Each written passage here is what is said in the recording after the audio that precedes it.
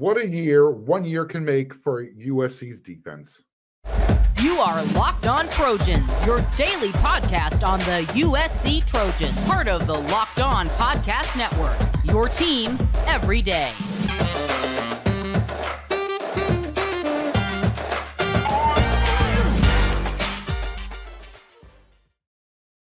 Fight on, everyone. I'm your host, Mark Culkin, and thank you for making Locked On USC your first listen every day. Whether you're watching on YouTube or wherever you want to download your podcast, we are free. I appreciate your support. Show your appreciation. It's free. It means a lot to the show. If you're watching on YouTube, click that red subscribe button. When you see the thumbs up button, hit it, smash it. And I don't want you to miss one episode. Hit that bell notification button 5 times a week, Monday through Friday. This episode is brought to you by Game Time. Download the Game Time app, create an account, and use code LOCKDOWNCollege for $20 off your first purchase. All right, so I said what a difference a year makes for USC's defense, specifically depth and at the linebacker spot. In this season, 2023, depth is actually a luxury that did not exist in Lincoln Riley's first year, 2022. So it's a good thing they have it now, because when we talked to Lincoln Riley, Coach Riley, on Thursday morning during our Zoom call, this is what he said. We're hopeful. I would honestly right now, today, put them both in the questionable world. Now, I don't know that either one of them is a green light for sure going to go, but I couldn't say that either one of them doesn't have a chance either. They both progressed well, and today will probably tell a lot of the tale if they're able to keep that progression going and feel like they're going to be able to be ready to go out there and make plays, end quote. He's referring to Eric Gentry and Mason Cobb, neither of whom played in USC's 66-14 victory over Nevada last Saturday. Cobb's injury is right now, it's undisclosed. However, in game one, when he was available, Mason had 6 tackles against San Jose State. Gentry, who also played just a handful of series in that first game, but that's also when USC's defense looked its best, including a few 3-and-outs in a row. So what was interesting is Eric wasn't 100% for the first game. And I'm sure many of you noticed, as well as I did when we were watching that game, that he appeared to tweak something, probably his surgically repaired foot. It was on a special teams play where he didn't even need to be in there, which begs the question: why was he even out there for that play? So both players were held out in their win against Nevada. They weren't needed. On Thursday, again, we spoke with Lincoln Riley during our Zoom call, and I thought, at least for Lincoln, he was pretty forthcoming with injury news. Much more than I thought. Like I said, when he said that neither guy had a green light to play, but added that neither was ruled out, that for Lincoln, when it comes to injury news, that's a lot. Look, last week against Nevada, Rajon Davis and Shane Lee, they did most of the heavy lifting. But this is where the difference is between last year and this year.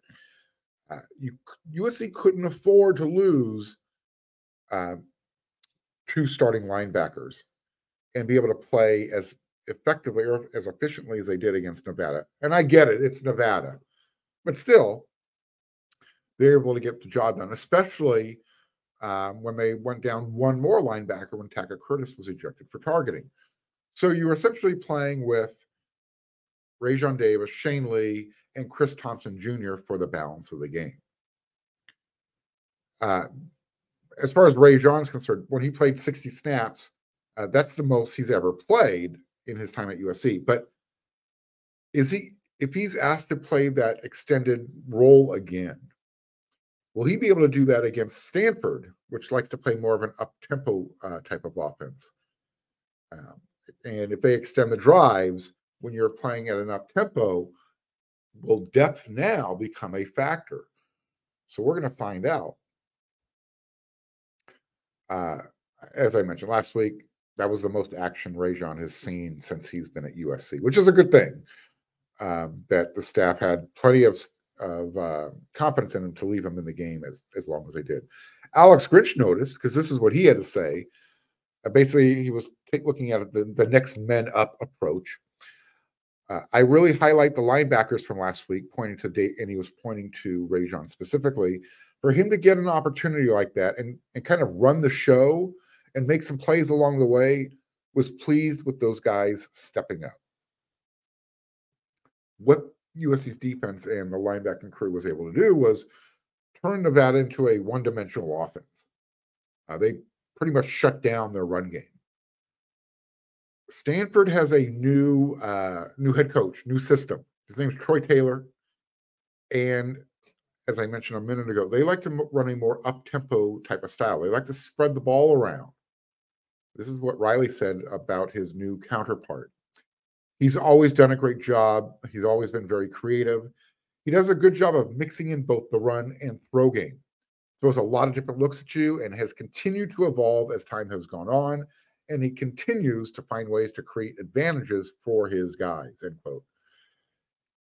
Coach Troy Taylor is not a stranger to the Pac-12 conference. He actually used to be the offensive coordinator at Utah back, I think it was from 2011 to 2017, somewhere within that time range. So, yes, USC's depth is better at linebacker this year. But, I go back to Rajon playing 60 snaps against a Nevada team that plays at a slower pace on offense. It's probably going to feel different if he has to run that many plays against an up-tempo offense. So we're going to see how USC's depth at linebacker plays out when the game is sped up. So I think you're going to need more than just Shane Lee and Rajon and Tackett Curtis and Chris Thompson. Hopefully they won't be needed, but I do believe that both Cobb and Gentry will be in uniform just in case. Look, USC is still a heavy favorite for the game. The betting, the Vegas has set the line. I think it's at 29.5 points, maybe even 30 points now, which is interesting considering where the Trojans' defense are, where the defense is with at least with the skeptics. Trojan fans, I don't know if they like that line. I guess nobody was really impressed with Hawaii's with Stanford's win against Hawaii over there on the islands, despite Hawaii actually almost beating Vanderbilt. I don't know what that means, but Hawaii was competitive with an SEC team. I don't know. Maybe the guys who set the line for this game, they weren't impressed with Stanford on offense. They only had 24 first downs, and they were held to 6 of 14 on third down conversions. And that was against Hawaii's defense. So, look, again, this is a rivalry game. Anything can happen. I think it's going to probably be more physical, even though this isn't your father Stanford of Jim Harbaugh and David Shaw. They're trying to speed the game up a little bit more. But again, this is the last time that USC and Stanford are going to play each other as members of the Pac-12 conference. So both of them are going to want bragging rights. In the next segment, I'm going to talk about the USC and Stanford rivalry and what it's meant over the years. But, for this first segment, again, I asked the question. Last year, would USC have been able to go in to, even though Stanford isn't what we expect them to be, would you feel comfortable with USC's depth on defense last year, this year? The answer is probably not. And you're even probably feeling better at the linebacker room compared to last year, even without Cobb or Gentry possibly being available for this game.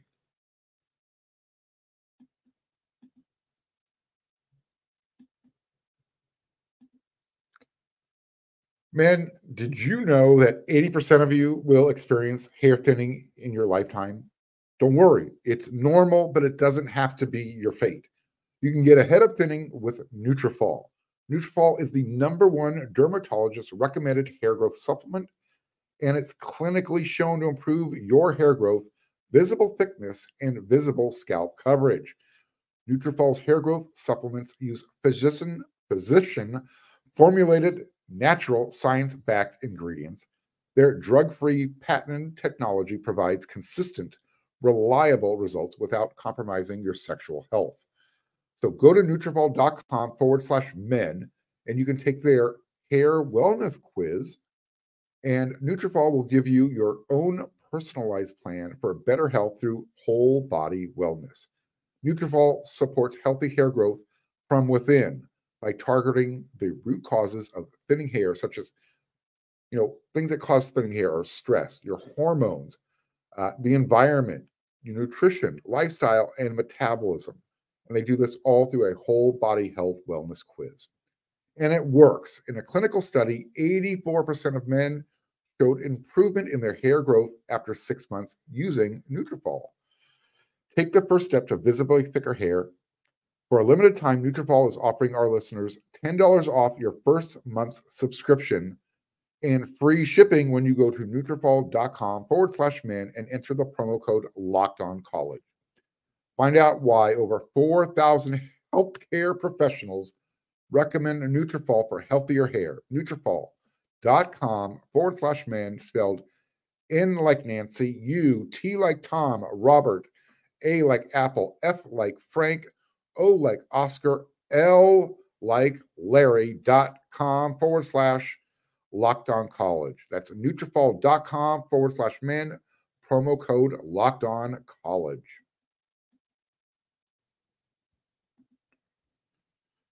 College football season, it's here. This season, Locked On College is kicking up our coverage. Each Friday, Locked On will go live from 11 a.m. to 1 p.m. Eastern on every Locked On College YouTube channel.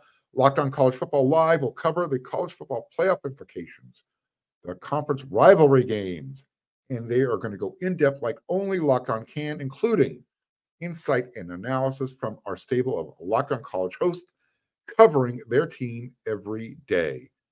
Find Locked On College Football Live every Friday from 8 a.m. to 11 a.m. That's Pacific Standard Time. That's 11 a.m. to 1 p.m. Eastern Standard Time on any Locked On College YouTube channel. You won't want to miss it. All right, rivalry week #1 is here. By the way, I say rivalry week #1 because USC has 3 rivals that they play. You can put them in whatever you want. You got Notre Dame, UCLA, and Stanford for most people. These guys have met over this I believe is going to be their 102nd meeting. USC leads the series 63-34 to 3. The largest margin of victory, 49-0 for USC. That was back in 1977. The longest win streak, USC is 12. The longest unbeaten streak, 15. That happened from 1976 through 1990. That's also in USC's favor. The current win streak right now, 1. All right. So there are the ins and outs of the rivalry. By the way, that 49-0 win back in 1977, the largest in the entire series, which dates back to 1905.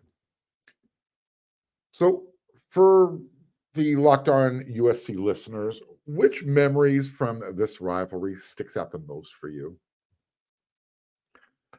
Look, there's obviously been a lot more good than bad when USC plays Stanford, and that's how it should be, right? But it's always those games that stand out more that USC was probably on the short end of the stick, because USC fans anticipate, they expect to beat Stanford. Stanford is for the nerds. USC is where you go to play football. Stanford Stanford has had some good teams throughout the years. People need to recognize that they have put a lot of really, really, really good NFL talent into the NFL throughout their history. Jim Plunkett, John Elway, I mean, you have to go back further into their history to find some names, but they also had McCaffrey, Luck, Andrew Luck, the quarterback. A lot of good names. They just haven't been a consistent program like USC's over their history. But again, this rivalry it's coming to an end, at least for the foreseeable future. So I wanted to ask Lincoln Riley on Thursday when we talked to him on our Zoom call, how much value he puts on rivalry games and their importance. This is what he said. I asked him for his feelings about it. We want to make sure the guys understand the opportunity at hand. He said he understands the significance of this being potentially the last rivalry game against Stanford. Again, Notre Dame, UCLA, those are usually number 1 and 2. You can put them in a hat, pull it out, however you feel about it. But the Stanford rivalry, it's kind of right below those two. And with former Trojan, legendary former Trojan head coach John McKay, one time he said he wanted to beat Stanford 2,000-0. And this was back in 1972. He accused the Stanford fans of having no class. And that's why he came up with that, 2,000-0 score.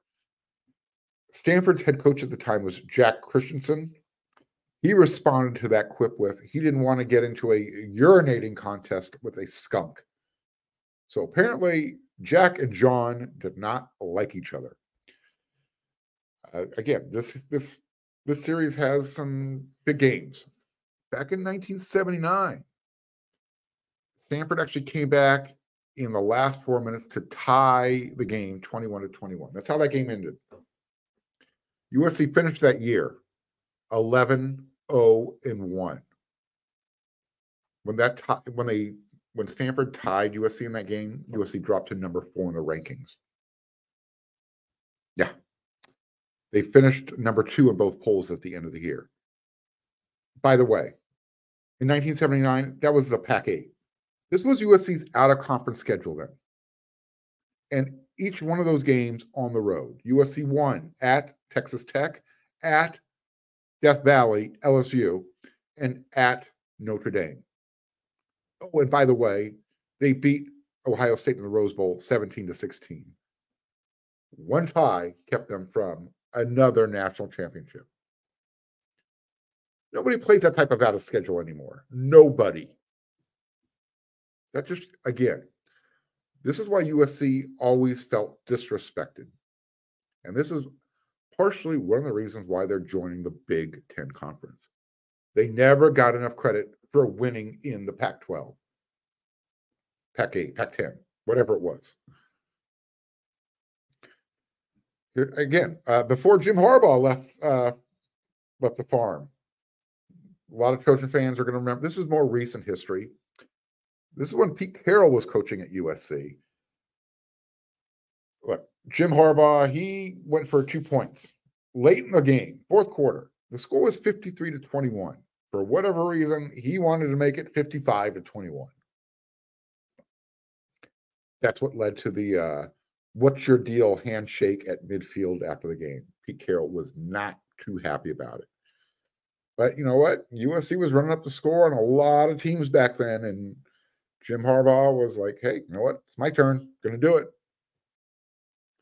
Jim Harbaugh wasn't around that much longer, so who knows? Maybe he knew what he was doing. Don't forget, Stanford also had a 4-game losing streak over USC, which is completely unacceptable. And USC was going through a rough patch during this time. So when Coach Orgeron's Trojans pulled off that big upset back in 2013, huge win. But I also remember after that win, the USC fans rushed from the field. And I talked about this on one of my Friday rants before. USC fans do not rush the field. In my book, it's unacceptable. You just don't do it. I was acceptable with it when they broke the Notre Dame streak. You don't do that against Stanford. You just don't. And the reason being is other teams rush the field against USC. USC fans should not be lowering themselves because they beat Stanford. And this is all the proof you need. When Stanford beat USC, when they were that 41-point underdog, I believe LSU was hosting Florida that weekend. When the final score was announced at LSU during the game, that game literally came to a standstill. The fans at LSU erupted. You would have thought they won. You would have thought LSU won the game. And both teams on the field were dancing and whooping it up. So, yeah, this is why, if you're a USC fan, you don't rush the field when you beat Stanford. Here's a good moment. 2017. Good moment. I'm going to tell you why. It's personal for me.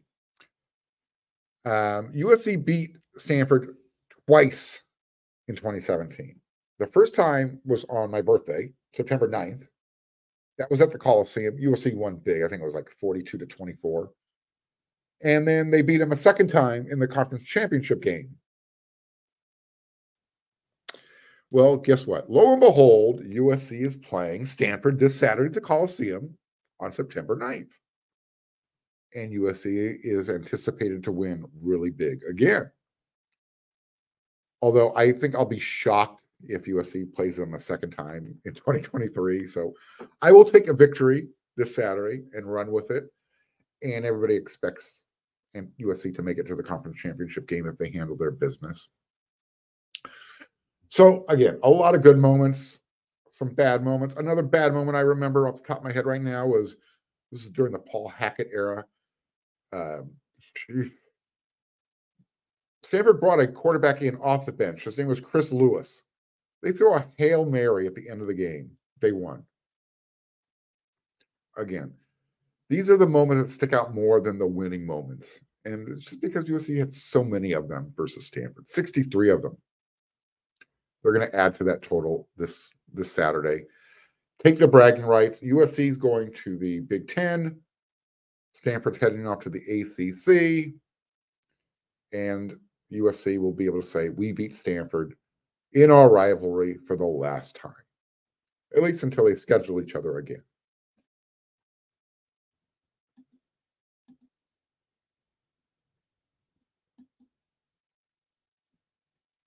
Hey, Trojan fans, stop stressing out trying to get tickets. And we only got a few more home games left, so you might actually be stressing out. This is what you need to do. Download the Game Time app. They've got these killer deals on last-minute tickets and their best price guarantee. You can stop stressing over tickets and start getting hyped for the fun you're going to have. Game Time has deals on tickets right up to the day of the event. You can get exclusive flash deals on tickets for football, basketball, baseball, concerts, comedy, theater, and a whole lot more. The Game Time guarantee means you'll always get the best price. And if you find tickets in the same section and row for less, Game Time is going to credit you 110% of the difference. It's the fastest growing ticket app in the country for a reason. Get images of your seats before you buy. So that way you're going to know exactly what to expect when you arrive. You can buy tickets in a matter of seconds. Literally, it's 2 taps and you're done. And the tickets, they're sent directly to your phone. That way you're not searching for them in your spam folder on your email. Snag tickets without the stress with Game Time. Download the Game Time app, create an account, and use Locked On College as the code, and you're going to get $20 off for your first purchase. Terms apply. Again, create an account and redeem code Locked On College for $20 off. Download Game Time today. Last minute tickets, lowest price guaranteed.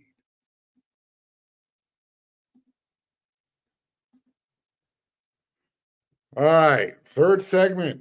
At the end of the week, you know what that means. It's time for my Friday rant. And I'm going to vent on a couple of topics. One's kind of a rant. One's more of a, I think, just more resignation and acceptance that this is the way things are going to be going forward in the future.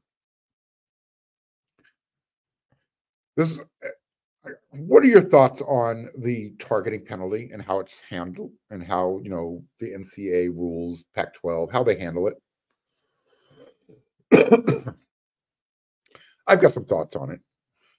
When the rule first came out, the player was ejected from the game, and they actually had to leave the field. They had to be escorted back to the locker room. I mean, it's almost like they were treated like a common criminal. Since then, they've reduced the penalty. Now you're actually allowed to stay on the field with your teammates throughout the game and go to the locker room when they go to the locker room. You're not forced to do that walk of shame, especially if you're on the road. Things can fans they'll have some fun. Let's just put it that way. Now, depending on when it happens, when you're called for targeting and you're kicked out of the game, you're going to miss the next half of football. So if you target a player in the first half, you miss the second half. That's your penalty. Happens in the second half of a football game, you're then suspended for the first half of your next game. So in Tackett Curtis's case, last week when he was ejected in the first half, he missed the second half of the Nevada game. So that means he's eligible to at least start or play in the first half against Stanford. Well, I want to change the rule again, just a little bit. Hear me out. And I'm still leaving room for the penalty to be a teachable moment for the player, but I think it's a little bit more equitable. Here's my first suggestion. Let's try the hockey penalty box form of it. I got this idea from a friend of mine. He sent me a text saying, "You know what? I hate the targeting rule. They should go to the way they penalize hockey players, where if you get penalized, you have to come off the ice for, depending on the severity, typically for 2 minutes." So my rule change would be, if you get called for targeting, you have to come off the field for 2 series. I'm not talking about converting first downs. I mean change of possessions. So if we're going to use Tackett Curtis as our guinea pig, when that happened to him, he could not play again until USC forced Nevada to change possessions twice. Now, here again, so depending on when this happens during the game, it could still carry some significance. If it's a tight game in the first half, man, you don't want it to happen then.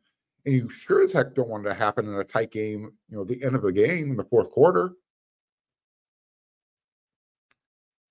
Second suggestion, if you don't like the hockey rule, what if we go to the yellow card? Kind of like what they use in the other game of football, soccer. First time you get it, warning. Get it a second time in a game, bye-bye, and you're going to miss the next half of football as well. I mean, look, if you got to be warned twice, yeah, let's use it as a teachable moment. You're out of the game, and you're going to miss part of the next game. Here's my rationale. Here's why I feel that maybe we need to take another look at the targeting rule. The speed of the game, it makes it really difficult for the players, and they're moving just as fast, to try and make adjustments on those bang-bang type of plays. Especially when the offensive player ducks or starts to go into a slide if they're the quarterback. And sometimes they're doing that right at the point of impact. Well, all right, I'm going to slide.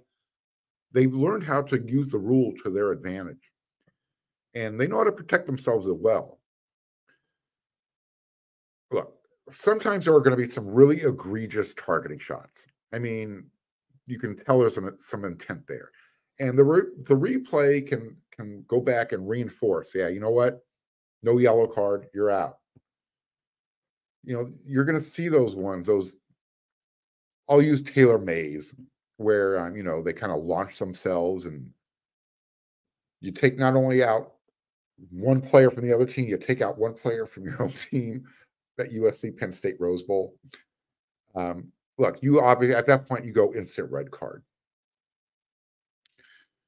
But again, most of these times, they're bang, bang hits. And there was zero intent. But, they want to make sure they're looking to protect offensive players. I get it. You want to give them the benefit of the doubt. But still, I think let's use instant replay to not over penalize a player. And geez, if you really want, let's just be glad this rule wasn't around when USC was under sanctions and they didn't have enough players on the roster. Because that really starts to hurt when you don't have the depth. Speaking of depth, we talked about it a little bit in the first segment of the show.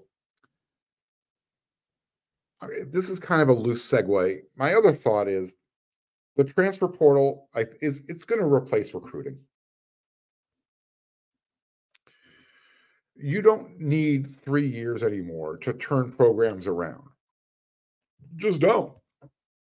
And nobody wants to wait around 3 years either. I thought about it. I thought eventually that, things would kind of balance themselves out where recruiting and the transfer portal would be used equally.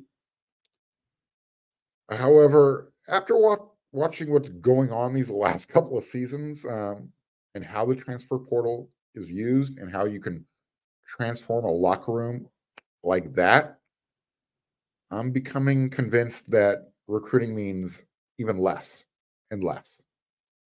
And the transfer portal means more and more. We know what USC did last year. They went from 4-8 to 11-3. And they didn't turn over the roster nearly as much as Colorado did during this past offseason. What did they do? They just went down to Texas and beat TCU. Credit for the win. It wasn't the only team that did that.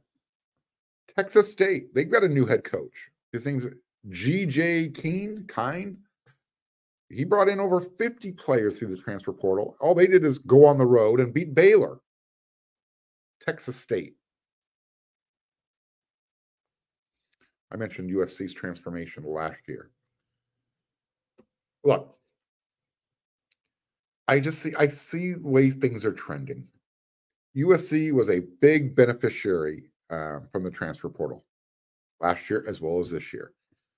And other teams are benefiting from USC players leaving and jumping in. Kyle Ford went off to UCLA. Gary Wright Jr. went up to Oregon. I anticipate this process becoming an annual event. More and more players are going to continue to leave USC because USC's roster is going to continue to get better with adding more talent. Whether you pluck one or two players via their recruiting or whether they're going to transfer over. That's how it's being done now. Don't get me wrong. Recruiting is still going to be a part of the process. I just don't think to the same extent. Here's why. You almost have to be perfect when you're recruiting now.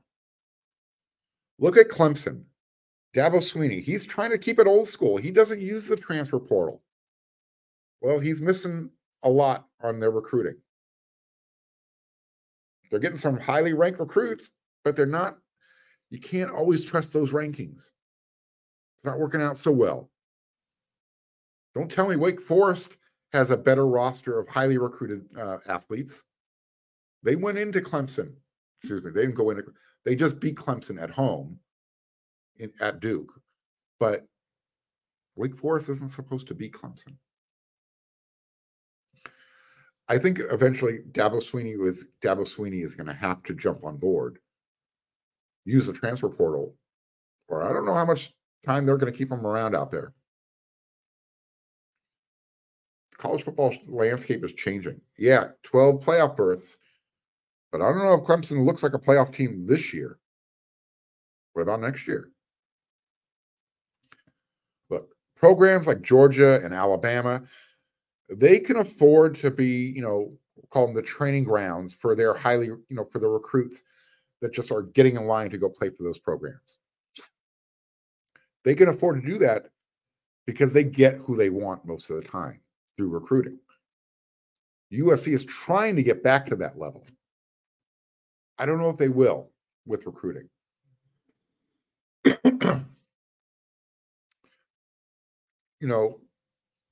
They can, what USC's advantage is with NIL and the transfer portal is their location. They can lure a redshirt freshman or a true sophomore like a Bear Alexander to leave Georgia and come to USC. And the reason I'm bringing this up is, like I said, Kyle Ford left, Gary Bryant Jr. left. Lincoln Riley had to address the reports that Rayleigh Brown is going to use a red shirt this year. He's a sophomore. And he wasn't at the game against Nevada. This is what Lincoln Riley said. Quote, he's looking at the possibility of redshirting. That's a part of the world right now. We'll see what happens. I could still certainly foresee him being a big part of the team this year. You just never know week to week. And you never know as the years go on and different opportunities present themselves. So he's going to continue to work. We're going to continue to develop him like crazy. I still believe he's got an outstanding skill set that fits us in a lot of ways. Look, I guess time will tell if Rayleigh is going to be part of USC's future, especially, as I mentioned, with the transfer portal. And you've got other programs using, their collectives and NIL to lure players away. I hope Rayleigh sticks around, but USC is going to have this kind of problem more and more going forward. It's just a fact. The more they continue to add talent, whether it's young talent through the portal or they cherry pick the guys they get through recruiting. We'll see.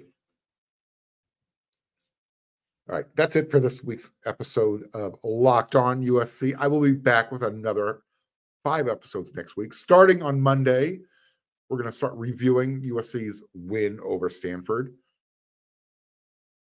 God forbid they don't win this game, because Monday's show next week will be anybody who was around for the 41-point underdog victory by Stanford, they'll be around for Monday's show. We don't anticipate that happening. Positive thoughts. USC is going to win. They are going to cover 59-27. Yes, 32 points. They will get it done. So until that next episode, everyone, you know what to do.